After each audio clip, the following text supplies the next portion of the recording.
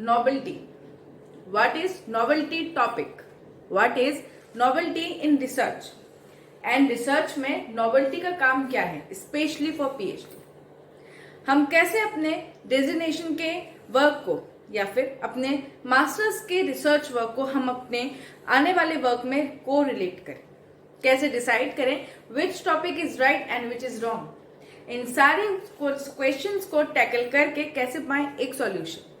तो this is the video for all you guys. So जय Shri Narayan, welcome back to the channel Madhav microbiology. Myself Ashita Gaharwal. So once again I am back. आज बहुत सारे queries थी, बहुत सारे कमेंट्स थे, तो मैंने सोचा कि एक वीडियो इन कमेंट्स को होना चाहिए ताकि उन्हें अपना आंसर सही टाइम पे मिल जाए. सबसे पहले जो क्वेरी है वो ये था कि मैं अपने प्रीवियस टॉपिक को कैसे कोरिलेट करके अपने पीएचडी टॉपिक में लूं. पहली बात तो ये, आपका जो भी टॉपिक है, सपोज आपने कोई भी काम किया है एंटीबैक्टीरियल एक्टिविटी में, तो आपको उसी टॉपिक को अगर आगे एक्सप्लोर करना है तो डेफिनेटली ये बात बहुत ही नॉर्मल है. आपने अपने प्रीवियस वर्क में उसका बेसिक जान लिया होगा, उसका कॉन्सेप्ट जान चुके होंगे, आपने इंट्रो बहुत ही अच्छे से दिया होगा, तो यानी कि आपको आधी नॉलेज हो चुकी है. अब आपको उसमें अपना एडवांस नॉलेज को आपको फोकस करना है, तो आप अपने पीएचडी वर्क में उसी टॉपिक को ऑप्ट करें जिसे आप दिए हुए टाइम में कंप्लीट कर पाए. देखिए, रिसर्च वर्क तो कभी भी खत्म नहीं होता किसी भी चीज का, क्योंकि रिसर्च का वर्क मतलब ही है रिसर्च. आप उसको बार बार अगेन सर्च करते रहो, नई चीजों को एवेल्युएट करते रहो. लेकिन हम जब पीएचडी में रिसर्च वर्क की बात कर रहे होते हैं तो हमारे पास एक टाइम होता है कि आपको इन 3 इयर्स में अपने वर्क को पूरा कंप्लीट करना है. जो भी आपने ऑब्जेक्ट लिया है उसे आपको जस्टिफाई करना है. तो हमेशा उसी टॉपिक को ले जो आपके दिए हुए टाइम लिमिट में कंप्लीट हो जाए. अब जैसे कि आपका क्वेरी था कि आपने जो अपना मास्टर्स में क्वेश्चन किया है, सॉरी, मास्टर्स में जो आपने अपना वर्क किया हुआ है आप उसको कोरिलेट करें, तो यानी कि आप जानते होंगे कि उसका वर्क 3 इयर्स में कंप्लीट होगा या नहीं.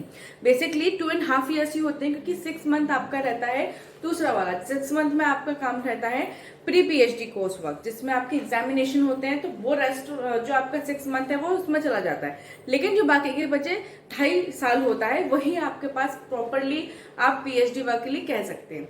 तो आपका ये क्वेश्चन खत्म हुआ. अब आता है, सब ये पूछते हैं कि what is novelty. Basically novelty की कोई डेफिनेशन नहीं है. नॉवेल्टी का मतलब है एक तरीके का, जैसे हम किसी को कहते हैं ना, that you are looking beautiful, you are looking adorable, you are looking very nice, you are very focused. तो ये हमने किसी को रिमार्क किया कि आप ये लग रहे हो, मतलब हमने जो एक यूनिट दी तो आपसे अपने आप को जस्टिफाई कर लिया that I am looking like that. Similar to that, एक नॉवेल्टी ऑफ द टॉपिक का मतलब होता है आपका टॉपिक ऐसा होना चाहिए जो आपके दिए हुए ड्यूरेशन में कंप्लीट हो, साथ ही साथ में आपके टॉपिक इतना सिग्निफिकेंस हो, इतना जस्टिफाइड हो कि in future if there is a chance of Nobel prize, then आप नोबेल प्राइज के लिए अपने टॉपिक को आगे रख सकते हो या फिर आपको टॉपिक को लिया जा सकता है. जैसे कि कहते हैं ना, जैसे हम देखते हैं स्कूल टाइम में देखते हैं, कॉलेज टाइम में देखते हैं. स्कूल टाइम में हेड बॉय हेड गर्ल होता है, फिर कॉलेज टाइम में मिस्टर या मिस बनती हैं, तो वो उनका एक टाइटल मिलता है. उसी तरीके से मतलब चीजें वही हैं, बट एक्सप्लोरिंग की वजह से उनका नाम अलग है, अप्रोच अलग है. तो इसमें स्कॉलरी लाइन में भी ये सब चीजें होती हैं, तो इसीलिए नॉवेल्टी रखनी चाहिए. नॉवेल्टी को बिल्कुल सिंपली मैं अगर आपको डिफाइन करूं तो it's a very simple compliment. Novelty का मतलब है सिंपल. टॉपिक इतना सिंपल हो कि आपके दिए हुए टाइम में हो जाए. और सबसे बड़ी चीज, अगर आपने डीएनए टेक्नोलॉजी मांग लिया या फिर आपने कह दिया कि हम तो रैट के ऊपर रिसर्च करेंगे, तो that is not easily happen. वो नहीं होगा, क्योंकि हम जब रिसर्च करते हैं तो हमें बहुत सारे रिएजेंट्स की जरूरत होती है, बहुत सारे हमें इंस्ट्रूमेंट्स की जरूरत होती है, बहुत सारे हमें अलग अलग तरीके की सबकी बायोकेमिस्ट्री होती है, अलग अलग चीज के अलग अलग प्रोफाइल होती है. तो you have to compare them all the things. तो कभी कभी क्या होता है, लैबोरेटरीज में वो चीजें अवेलेबल नहीं होती हैं, क्योंकि ये कहना गलत नहीं है, लेकिन बहुत ही अनफॉर्चुनेट बात है कि आज के टाइम में हमारे इंडिया में बहुत सी चीजें हैं जो प्रॉपरली अवेलेबल नहीं है, जिसकी वजह से बहुत सारे रिसर्च वर्क जो है रुक जाते हैं या इनिशिएट नहीं हो सकते. जैसे कि अगर हम बात करें तो microbiology is a very vast subject to initiate your life, to explore new world, to explore new discoveries. But क्या प्रॉब्लम है, एडवांस मैथोडोलॉजीज की अभी प्रॉब्लम है, तो वो बहुत एकदम से नहीं खत्म होगी, दैट नीड्स अ टाइम. तो इसीलिए हमेशा ये बोला जाता है that you should took the novel topic so that you can explore it very easily. अब ऐसा नहीं होना चाहिए कि आपने टॉपिक ले लिया, चलिए आपका आरएसी कमेटी से तो क्लियर हो जाता है कि आपको अप्रूवल चलो मिल भी गया एक बार को, but when you trying to justify your topic, आपने एक ऑब्जेक्ट लिया, आपने आज सारी प्लानिंग के लिए मटेरियल यूज किए, सारे मटेरियल इकट्ठे करे, आपने आज टेस्ट लगा दिए, कल रिजल्ट नहीं आया, आपने फिर टेस्ट लगाया, फिर रिजल्ट नहीं आया। तो ऐसे करके क्या होता है, कई बार जो ड्यूरेशन है, जो दिया हुआ ड्यूरेशन है उसमें कंप्लीट नहीं होता, और फिर अगर आपके पीएचडी में एक्सटेंशन पीरियड लग जाता है तो वो कहीं ना कहीं इन फ्यूचर प्रॉब्लमेटिक में भी हो सकता है। इसीलिए इन सब चीजों को ध्यान में रखते हुए कहा जाता है that you should have to opt a very noble topic for your research work in PhD. बाकी पीएचडी कंप्लीट होने के बाद आप रिसर्च वर्क कोई भी करिए, उसमें नोबल ये एक सिग्निफिकेंट रोल नहीं निभाता। बस निभाता तो ये है कि आपका एट द एंड वो टॉपिक क्लियर होना चाहिए, आपका जस्टिफाई होना चाहिए। फिर बात आती है कि हम कैसे टॉपिक्स को जाने, क्योंकि हम एकदम से कोई चीज नहीं जान सकते। तो मैंने आपको प्रीवियस वीडियो में भी बताया है, शोध गंगा है या sciencedirect.com है या वेब इंडिया है, बहुत सारे ऐसे वेबसाइट्स अवेलेबल हैं जहां पे आप अपनी, जिसमें आपका इंटरेस्ट हो उससे रिलेटेड चीजों को आप वहां पे सर्च कीजिए। जो आपको थोड़ी मेहनत करनी पड़ेगी, नेत्रों को थोड़ा सा कष्ट देना पड़ेगा, क्योंकि नेत्रों को कष्ट नहीं देंगे तो आगे बहुत कष्ट आएंगे। तो इसीलिए आप हर एक आर्टिकल्स को पढ़िए, हर एक जर्नलिज्म को पढ़िए, हर एक चीज को पढ़िए, जर्नल्स को पढ़िए, आर्टिकल्स को पढ़िए। बहुत सारे इतने ROL दिए हुए होते हैं वहां पे, बहुत सारे अलग अलग। अगर आपको किसी का इतना लंबा लंबा नहीं पढ़ना है तो आप कुछ मत कीजिए, आप एक उसमें बस टॉपिक ये डालिए, interest topic of this subject. Suppose you are going to, supposing you are using biotechnology, then you should do biotechnology. If you are in micro, whatever the subject you have, you just going to opt that and just like the interested topic, that's it. वो आपने करेंगे तो उसमें line up आ जाएगा। अब उसमें से कोई आपको समझ में आ रहा है तो आप उसको चेक करिए, उसको आप थोड़ा पढ़िए, तब आपको समझ में आएगा, तब जाके एक टॉपिक आप डिसाइड कर पाएंगे।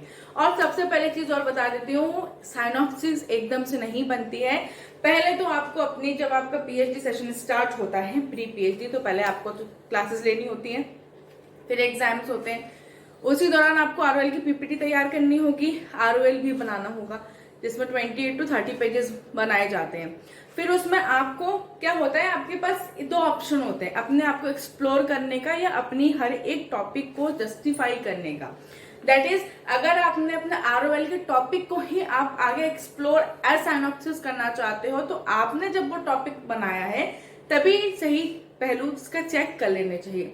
अब क्या होता है कि कभी कभार ROL का टॉपिक रिजेक्ट हो जाता है तो आपको साइनॉप्सिस दूसरे टॉपिक पे बनानी पड़ती है। अब यहाँ पे डिफरेंस बता देती हूँ, ROL का क्या है एंड साइनॉप्सिस का क्या है।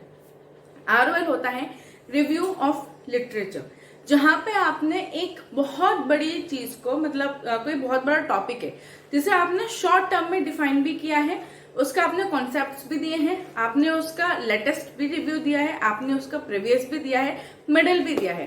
अब आप उसके बेसिस पे अपने फ्यूचर में कुछ काम करना चाहते हो, that is the review of literature. और साइनॉप्सिस क्या है, साइनॉप्सिस को हम कहते हैं research proposal.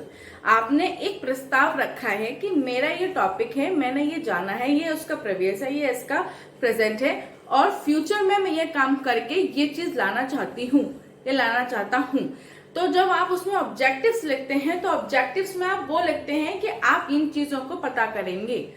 Suppose you are taking a herbal medicine, या फिर आप हर्बल कोई यूजफुल का चीजें काम कर रहे हो, तो आपको क्या पता करनी है, फ्लेवोनॉइड्स, अल्कोनॉइड्स, फिनोलिक्स कंपाउंड क्या है, या उसमें हर्बल कितना है, एंटीबायोटिक से काम करेगा कि नहीं, बैक्टीरियल डिसीजेस में काम करेगा कि नहीं, ये आपको ऑब्जेक्टिव्स लेने हैं।